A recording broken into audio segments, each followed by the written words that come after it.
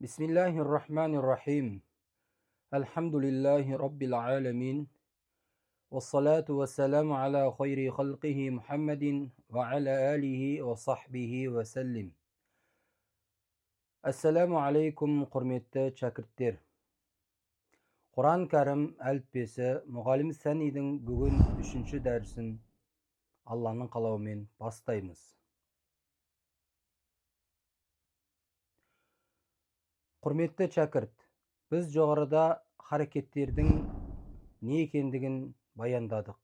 Харекет әріптердің үстіне қойылатын, астына қойылатын, үстіне қойылатын сызықшалар. Фатха ә, кәсра и, домма у деп жоғарыда біз тоқталған едік. Бүгін 3-ші дәрісімізде мұғалім сәнидің әліппен және де фатха, кәсра мен доммамен келген жерін үйренеміз. Алифтің үстінде фатха келсе, ол ә деп оқылады.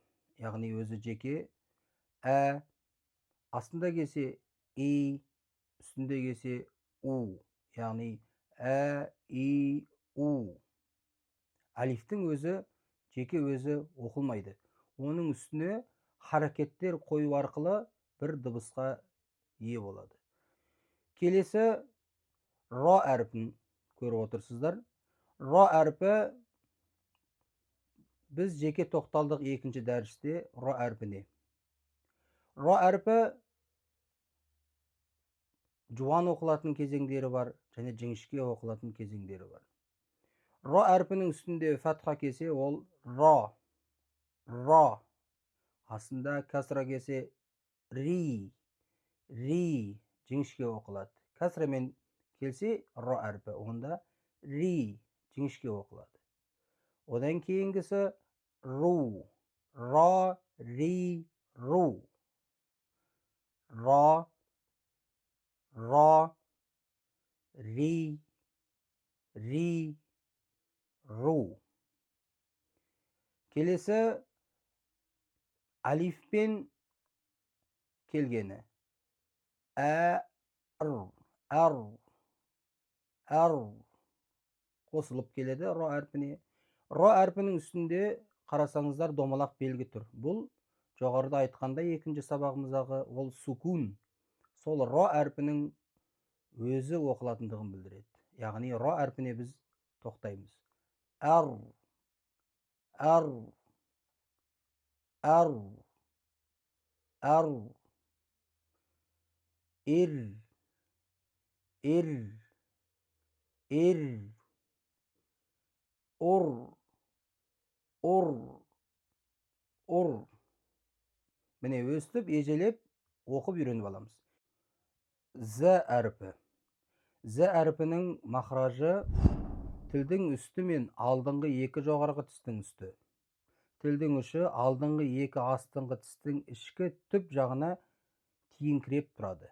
Бұл жерден з, сә, со әріптері шығады. Соның алғашқысы з әріпі. З әріпі бұл жіңішке әріптерге жатады. Жуан әріптерге жатпайды. Жоғарыда айтып өткендей.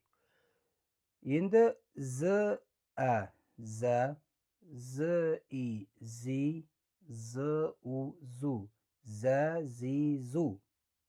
Алифпен келген з, әз, әз, сукунмен келіп тұр. Байқасаңыздар, әз, соған тоқтаймыз. Әзі, әзі деп айтуға болмайды.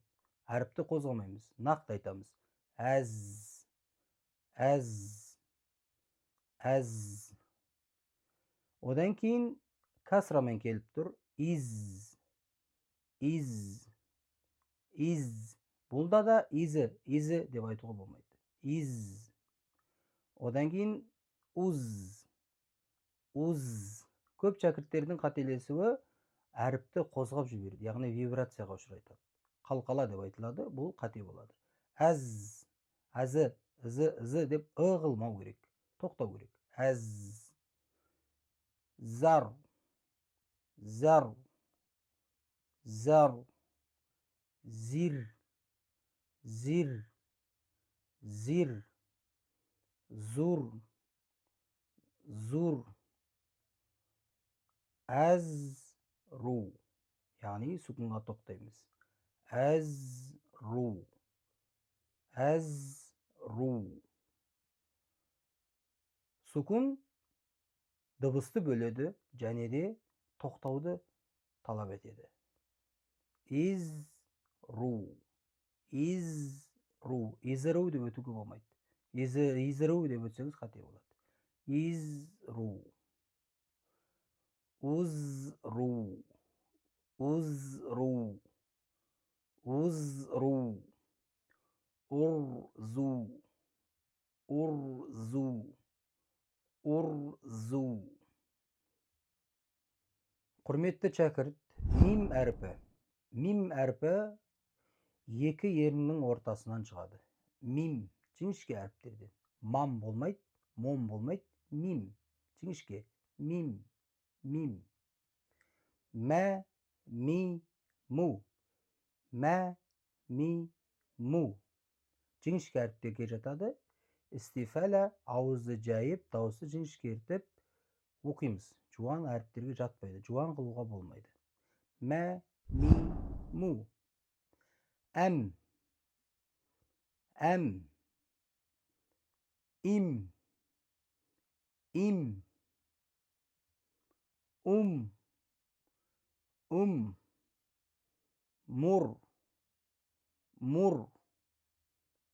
Мур, муз, муз. Рум, рум. Әмәра, әмәра, әмәра. Умира, умира.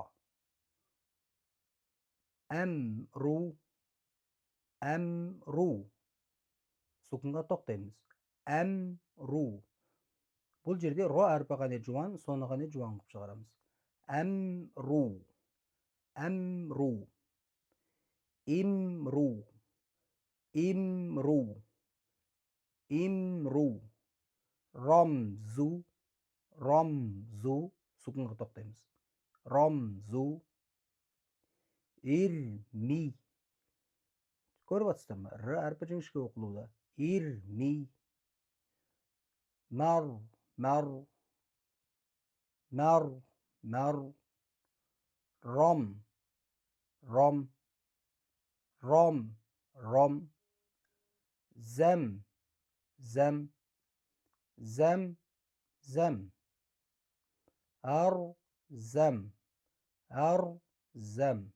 Міне құрметті шәкірт, бүгінгі сабағымыз мұғалім Сәнидің ра әрпі, зә әрпі және мим әрпі болды. Бұл бір бетті жақсылап оқып үйреніп алайық, кейін 4-ші сабаққа Алла қаласа өтеміз. Алла тағала баршамызға қуат берсін, жақсылық болсын.